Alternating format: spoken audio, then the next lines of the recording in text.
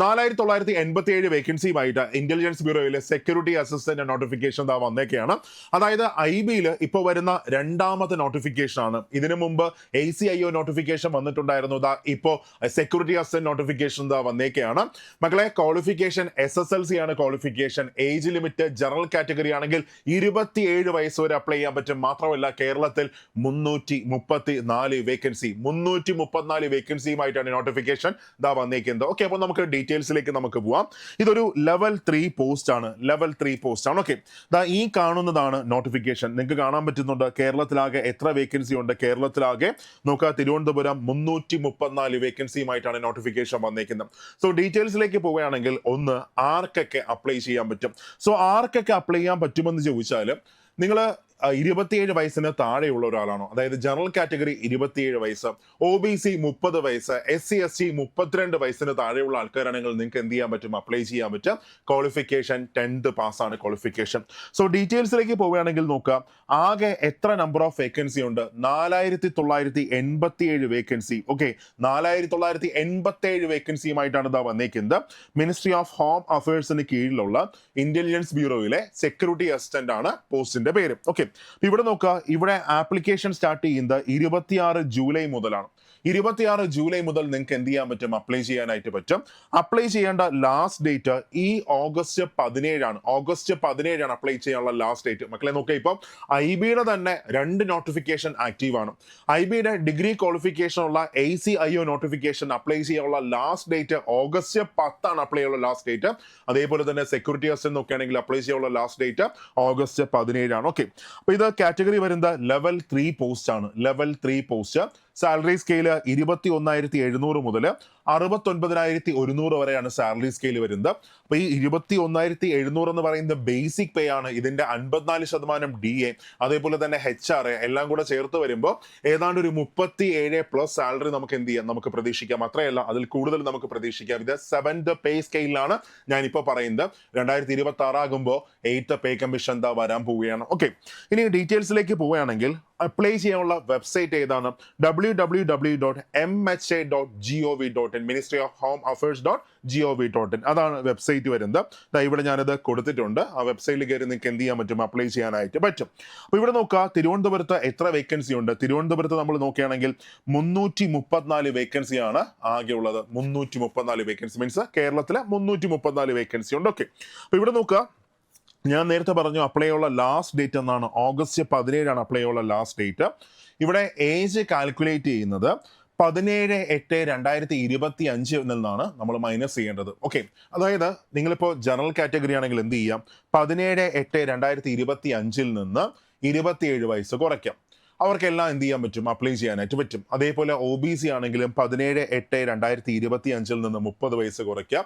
SC/ST ആണെങ്കിൽ 17/8/2025 നിന്ന് 32 വയസ്സ് എന്ത് ചെയ്യുക, നിങ്ങൾ കുറയ്ക്കുക. അപ്പോൾ ആ ഏജ് ലിമിറ്റിലുള്ള ആൾക്കാരൊക്കെ ആണെങ്കിൽ എന്ത് ചെയ്യാൻ പറ്റും, അപ്ലൈ ചെയ്യാൻ പറ്റും. ഓക്കെ, അതായത് ഇങ്ങനെയാ വരുന്നത്. ജനറൽ കാറ്റഗറി 27 വയസ്സ് വരെ അപ്ലൈ ചെയ്യാൻ പറ്റും. OBC 30 വയസ്സ് വരെ അപ്ലൈ ചെയ്യാൻ പറ്റും. SC/ST ആണെങ്കിൽ 32 വയസ്സ് വരെ അപ്ലൈ ചെയ്യാൻ പറ്റും.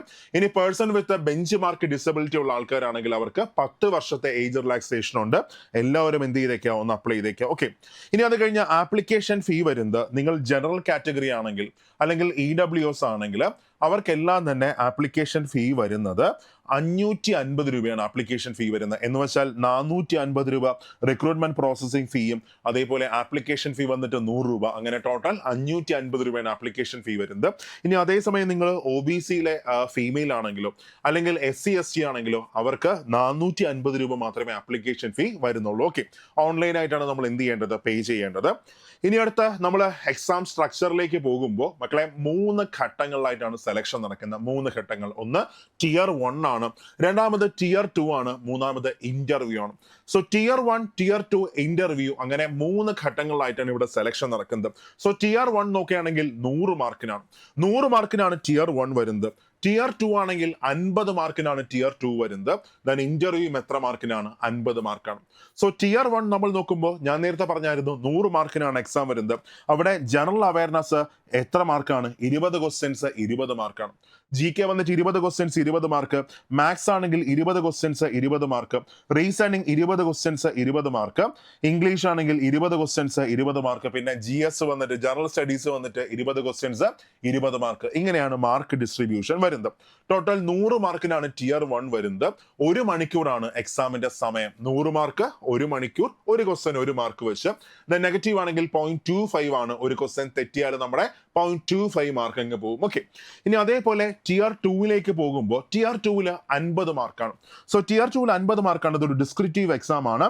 മീൻസ് ട്രാൻസ്ലേഷൻ ആണ്. അതായത് ട്രാൻസ്ലേഷൻ എങ്ങനെയാണ്? ഇംഗ്ലീഷിനെ എന്തിലേക്ക് മാറ്റുക? മലയാളത്തിലേക്ക് മാറ്റുക, നമ്മുടെ ലോക്കൽ ലാംഗ്വേജിലേക്ക് മാറ്റുക, തിരിച്ചെന്ത് ചെയ്യുക? തിരിച്ച് അങ്ങോട്ട് മാറ്റുക. ഇതാണ് ടിയർ 2 വരുന്നത്. അതൊരു ക്വാളിഫയിങ് എക്സാം മാത്രമാണ്. അത് കഴിഞ്ഞ മൂന്നാമത്തെ ഘട്ടം വന്നിട്ട് ഇന്റർവ്യൂ. 50 മാർക്കിനാണ് ഇന്റർവ്യൂ വരുന്നത്. ഇത് നമ്മളെ എക്സാം സെന്റർ നോക്കുകയാണെങ്കിൽ നോക്കുക മക്കളെ, കേരളത്തിലും എക്സാം സെന്റർ ഉണ്ട്. കേരളത്തിലെ 7ഓളം ജില്ലകളിലെ എക്സാം സെന്റർ ഉണ്ട്. അപ്പൊ അതിന്റെ ഡീറ്റെയിൽസിലേക്ക് നമുക്ക് എന്ത് ചെയ്യാം? നമുക്ക് പോവാം. ഓക്കെ, എവിടെയൊക്കെയാണ് കേരളത്തിലെ എക്സാം സെന്റർ നോക്കുക. കേരളത്തിലെ എക്സാം സെന്റർ എടുക്കുകയാണെങ്കിൽ എറണാകുളം ജില്ലയിൽ എക്സാം സെന്റർ ഉണ്ട്, കണ്ണൂർ ജില്ലയിൽ എക്സാം സെന്റർ ഉണ്ട്, കൊല്ലത്ത് എക്സാം സെന്റർ ഉണ്ട്, കോട്ടയം, കോഴിക്കോട്, തിരുവനന്തപുരം, തൃശ്ശൂർ, 1 2 3 4 5 6 7 ജില്ലകളിലാണ് എക്സാം സെന്റർ ഉള്ളത്. ഓക്കെ, അപ്പോൾ എക്സാമിനേഷൻ ഡേറ്റ് എന്ത് ചെയ്തിട്ടില്ല? വന്നിട്ടില്ല. അപ്ലൈ ചെയ്യാനുള്ള ആൾക്കാരൊക്കെ എന്ത് ചെയ്തോ? അപ്ലൈ ചെയ്തോ. മികച്ച ഒരു അവസരം വന്നേക്കാണ്. ലെവൽ 3 പോസ്റ്റിലേക്കുള്ള ഒരു മികച്ച അവസരം വന്നേക്കാണ്. എല്ലാവരുടെയും സ്വപ്നമല്ലേ ഇന്റലിജൻസ് ബ്യൂറോയിൽ എന്തെങ്കിലും ഒരു ജോലി, സെക്യൂരിറ്റി അസിസ്റ്റന്റ് ആയിക്കോട്ടെ, AC ആയിക്കോട്ടെ. ACIO എന്നൊക്കെ പറഞ്ഞാലും 7th ലെവൽ പോസ്റ്റ് ആണത്. 7th level. Okay, level 7 post ആണ്. ഏറ്റവും മികച്ച ഒരു പോസ്റ്റ് ആണത്. അപ്പോൾ ഈ അവസരങ്ങളൊക്കെ എന്ത് ചെയ്യുക? നന്നായിട്ട് നിങ്ങൾ യൂട്ടിലൈസ് ചെയ്തോളാം. കുത്തിയിരുന്ന് അങ്ങോട്ട് പഠിച്ചോ, എന്നിട്ട് സ്വപ്നം കണ്ടോ, എല്ലാം സെറ്റായിട്ട് മാറും. ഓക്കെ, എല്ലാം അടിപൊളിയാവും. നന്നായിട്ട് വർക്ക് ചെയ്തോ.